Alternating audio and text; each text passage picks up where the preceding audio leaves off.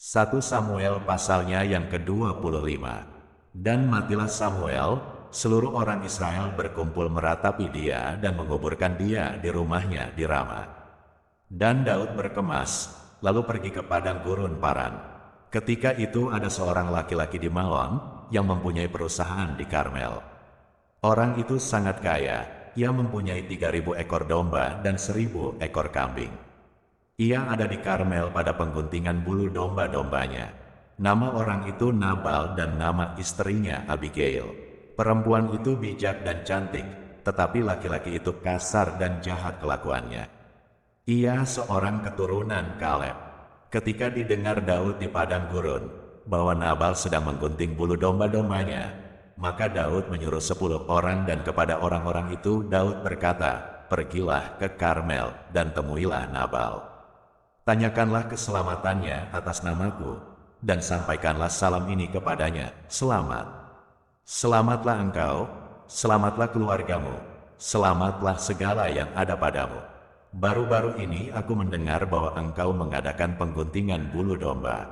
Adapun gembala-gembalamu yang ada dengan kami, tidak kami ganggu dan tidak ada sesuatu yang hilang daripada mereka selama mereka ada di Karmel. Tanyakanlah kepada orang-orangmu, mereka tentu akan memberitahukan kepadamu. Sebab itu biarlah orang-orang ini mendapat belas kasihanmu. Bukankah kami ini datang pada hari raya? Berikanlah kepada hamba-hambamu ini dan kepada anakmu Daud apa yang ada padamu." Ketika orang-orang Daud sampai ke sana, berkatalah mereka kepada Nabal atas nama Daud tepat seperti yang dikatakan kepada mereka. Kemudian mereka menanti. Tetapi Nabal menjawab anak buah Daud itu, katanya, "Siapakah Daud? Siapakah anak Isai itu? Pada waktu sekarang ini ada banyak hamba-hamba yang lari dari tuannya. Masakan aku mengambil rotiku, air minumku dan hewan bantaian yang kubantai bagi orang-orang pengguntingku untuk memberikannya kepada orang-orang yang aku tidak tahu dari mana mereka datang."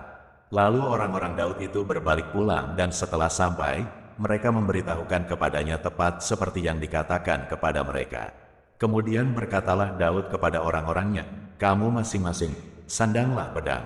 Lalu mereka masing-masing menyandang pedangnya, Daud sendiri pun menyandang pedangnya. Sesudah itu kira-kira 400 orang maju mengikuti Daud, sedang 200 orang tinggal menjaga barang-barang. Tetapi kepada Abigail, istri Nabal, telah diberitahukan oleh salah seorang bujangnya, katanya, "Ketahuilah, Daud menyuruh orang dari padang gurun untuk memberi salam kepada Tuan kita, tetapi ia memaki-maki mereka. Padahal orang-orang itu sangat baik kepada kami. Mereka tidak mengganggu kami dan kami tidak kehilangan apa-apa selama kami lalu lalang di dekat mereka ketika kami ada di ladang. Mereka seperti pagar tembok sekeliling kami siang malam selama kami menggembalakan domba-domba di dekat mereka. Oleh sebab itu, pikirkanlah dan pertimbangkanlah apa yang harus kau perbuat, sebab telah diputuskan bahwa celaka akan didatangkan kepada Tuan kita dan kepada seisi rumahnya, dan ia seorang yang dursila, sehingga orang tidak dapat berbicara dengan dia." Lalu segeralah Abigail mengambil 200 roti, 2 buyung anggur, 5 domba yang telah diolah, 5 sukat berti gandum, 100 buah kue kismis dan 200 kue ara, dimuatnyalah semuanya ke atas keledai. Lalu berkata kepada bujang-bujangnya, "Berjalanlah mendahului aku segera menyusul kamu." Tetapi Nabal, suaminya, tidaklah diberitahunya. Ketika perempuan itu dengan menunggang keledainya, turun dengan terlindung oleh gunung, tampaklah Daud dan orang-orangnya turun ke arahnya, dan perempuan itu bertemu dengan mereka. Daud tadinya telah berkata, "Sia-sialah aku melindungi segala kepunyaan orang ini di padang gurun, sehingga tidak ada sesuatu pun yang hilang dari segala kepunyaannya. Ia membalas kebaikanku dengan kejahatan." Beginilah kiranya Allah menghukum Daud, bahkan lebih lagi daripada itu, jika kutinggalkan hidup sampai pagi seorang laki-laki saja pun dari semua yang ada padanya. Ketika Abigail melihat Daud, segeralah ia turun dari atas keledainya, lalu sujud menyembah di depan Daud dengan mukanya sampai ke tanah. Ia sujud pada kaki Daud serta berkata, "Aku sajalah, ya Tuanku, yang menanggung kesalahan itu. Izinkanlah hambamu ini berbicara kepadamu, dan dengarkanlah perkataan hambamu ini. Janganlah kiranya tuanku mengindahkan Nabal, orang yang dursila itu. Sebab seperti namanya demikianlah ia, Nabal namanya dan bebal orangnya. Tetapi aku, hambamu ini, tidak melihat orang-orang yang Tuanku suruh. Oleh sebab itu, Tuanku, demi Tuhan yang hidup dan demi hidupmu yang dicegah Tuhan daripada melakukan hutang darah dan daripada bertindak sendiri dalam mencari keadilan, biarlah menjadi sama seperti Nabal musuhmu dan orang yang bermaksud jahat terhadap Tuanku. Oleh sebab itu, pemberian yang dibawa kepada Tuanku oleh budakmu ini, biarlah diberikan kepada orang-orang yang mengikuti Tuanku. Ampunilah kiranya kecerobohan hambamu ini, sebab pastilah Tuhan akan membangun bagi Tuanku keturunan yang teguh, karena Tuanku ini melakukan perang Tuhan dan tidak ada yang jahat terdapat padamu selama hidupmu. Jika sekiranya ada seorang bangkit mengejar engkau dan ingin mencabut nyawamu, maka nyawa Tuanku akan terbungkus dalam bungkusan tempat orang-orang hidup pada Tuhan, Allahmu, tetapi nyawa para musuhmu akan diumbankannya dari dalam salang umban. Apabila Tuhan melakukan kepada Tuanku sesuai dengan segala kebaikan yang difirmankannya kepadamu dan menunjuk engkau menjadi raja atas Israel, maka tak usahlah Tuanku bersusah hati dan menyesal karena menumpahkan darah tanpa alasan, dan karena Tuanku bertindak sendiri dalam mencari keadilan. Dan apabila Tuhan berbuat baik kepada Tuanku, ingatlah kepada hambamu ini. Lalu berkatalah Daud kepada Abigail, terpujilah Tuhan, Allah Israel, yang mengutus engkau menemui aku pada hari ini. Terpujilah kebijakanmu dan terpujilah engkau sendiri, bahwa engkau pada hari ini menahan aku daripada melakukan hutang darah dan daripada bertindak sendiri dalam mencari keadilan. Tetapi demi Tuhan, Allah Israel yang hidup, yang mencegah aku daripada berbuat jahat kepadamu, jika engkau tadinya tidak segera datang menemui aku, pasti tidak akan ada seorang laki-laki pun tinggal hidup pada Nabal sampai fajar menyingsing. Lalu Daud menerima dari perempuan itu apa yang dibawanya untuk dia, dan berkata kepadanya, pulanglah dengan selamat ke rumahmu. Lihatlah, aku mendengarkan perkataanmu dan menerima permintaanmu dengan baik. Sampailah Abigail kepada Nabal dan tampaklah Nabal mengadakan perjamuan di rumahnya, seperti perjamuan raja-raja. Nabal riang gembira dan mabuk sekali. Sebab itu tidaklah diceritakan perempuan itu sepatah kata pun kepadanya, sampai fajar menyingsing. Tetapi pada waktu pagi, ketika sudah hilang mabuk Nabal itu, diceritakanlah kepadanya oleh istrinya segala perkara itu. Lalu terhentilah jantungnya dalam dada dan ia membatu. Dan kira-kira 10 hari sesudah itu Tuhan memukul Nabal, sehingga ia mati. Ketika didengar Daud bahwa Nabal telah mati, berkatalah ia, terpujilah Tuhan, yang membela aku dalam perkara penghinaan Nabal terhadap aku dan yang mencegah hambanya daripada berbuat jahat. Tuhan telah membalikkan kejahatan Nabal ke atas kepalanya sendiri. Kemudian Daud menyuruh orang untuk berbicara dengan Abigail tentang mengambil dia menjadi istrinya. Para hamba Daud datang kepada Abigail di Karmel dan berkata kepadanya, demikian, Daud menyuruh kami kepadamu untuk mengambil engkau menjadi istrinya. Lalu bangkitlah perempuan itu berdiri.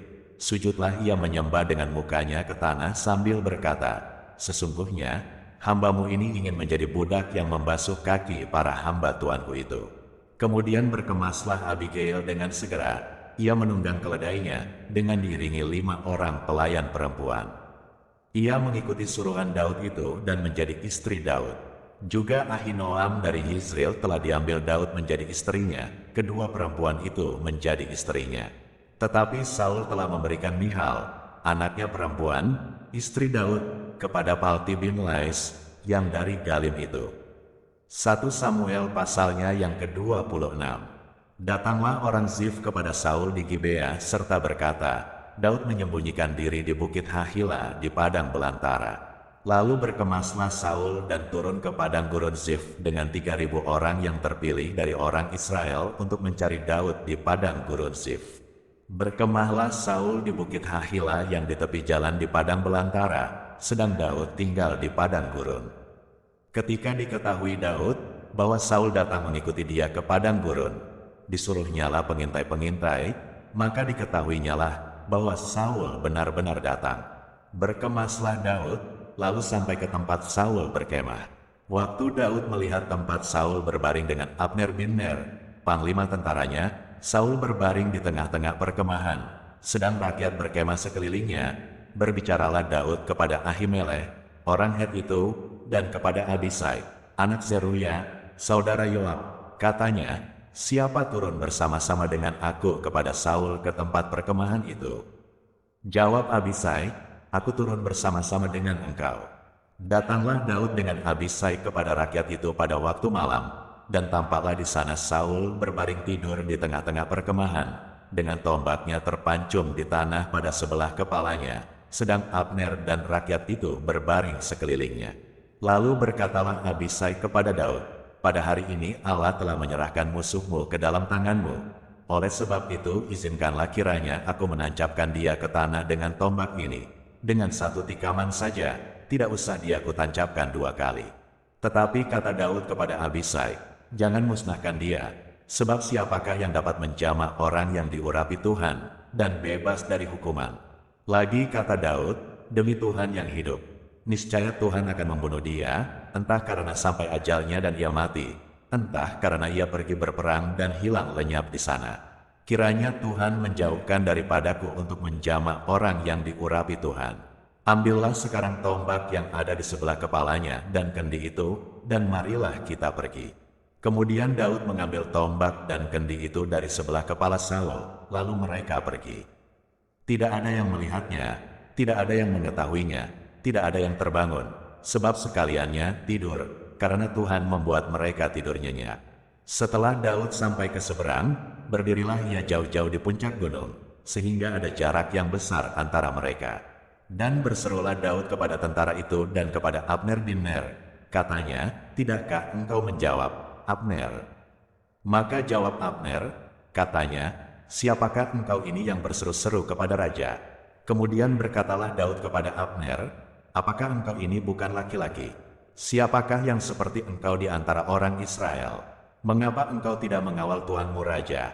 Sebab ada seorang dari rakyat yang datang untuk memusnahkan raja, tuanmu itu. Tidak baik hal yang kau perbuat itu. Demi Tuhan yang hidup, kamu ini harus mati, karena kamu tidak mengawal tuanmu, orang yang diurapi Tuhan itu. Sekarang, lihatlah, di mana tombak raja dan kendi yang ada di sebelah kepalanya. Saul mengenal suara Daud, lalu ia berkata, suaramu kah itu, anakku Daud? Jawab Daud, suaraku, tuanku raja. Lalu berkatalah ia, mengapa pula tuanku mengejar hambanya ini? Apa yang telah kuperbuat, apakah kejahatan yang melekat pada tanganku? Oleh sebab itu, kiranya tuanku raja mendengarkan perkataan hambanya ini. Jika Tuhan yang membujuk engkau melawan aku, maka biarlah ia mencium bau korban persembahan. Tetapi jika itu anak-anak manusia, terkutuklah mereka di hadapan Tuhan, karena mereka sekarang mengusir aku, sehingga aku tidak mendapat bagian daripada milik Tuhan, dengan berkata, pergilah, beribadahlah kepada Allah lain. Sebab itu, janganlah kiranya darahku tertumpah ke tanah, jauh dari hadapan Tuhan.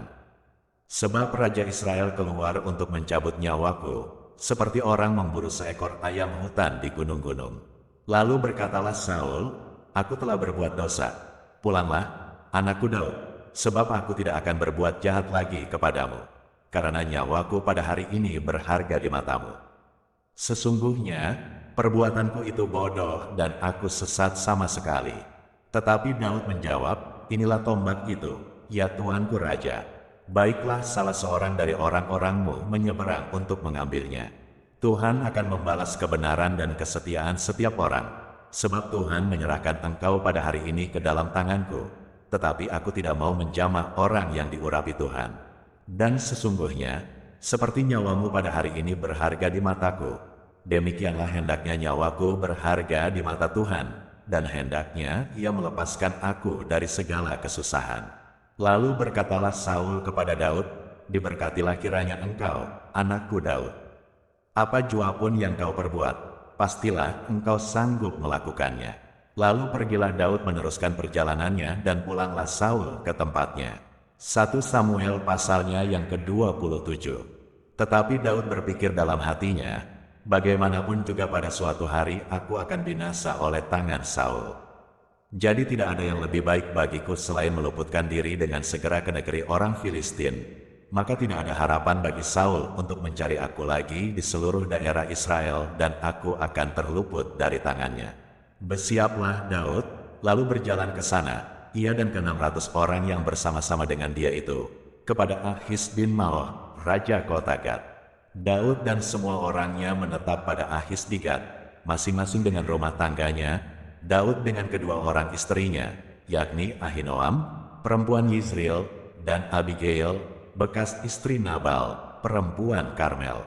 Setelah diberitahukan kepada Saul bahwa Daud telah melarikan diri ke Gad, ia tidak lagi mencarinya. Berkatalah Daud kepada Ahis, "Jika kiranya aku mendapat belas kasihanmu, biarlah diberikan kepadaku tempat di salah satu kota di tanah datar, supaya aku tinggal di sana. Mengapa hambamu ini tinggal padamu di kota kerajaan ini?" Maka pada hari itu Ahis memberikan Sikelak kepadanya. Itulah sebabnya Sikelak menjadi kepunyaan raja-raja Yehuda sampai sekarang. Dan lamanya Daud tinggal di daerah orang Filistin adalah 1 tahun 4 bulan. Maka Daud dan orang-orangnya bergerak maju dan menyerbu orang Gesur, orang Girsi dan orang Amalek, sebab orang-orang inilah penduduk negeri itu yang membentang dari Telam ke arah Syur sampai tanah Mesir. Apabila Daud memusnahkan negeri itu, seorang pun tidak dibiarkannya hidup, baik laki-laki maupun perempuan. Ia merampas kambing domba, lembu, keledai, unta dan pakaian. Kemudian pulanglah ia dan kembali kepada Ahis. Jika Ahis bertanya, "Di mana kamu menyerbu pada hari ini?" Maka jawab Daud, "Di tanah Negeb Yehuda," atau "di tanah Negeb orang Yerohmel," atau "di tanah Negeb orang Keni."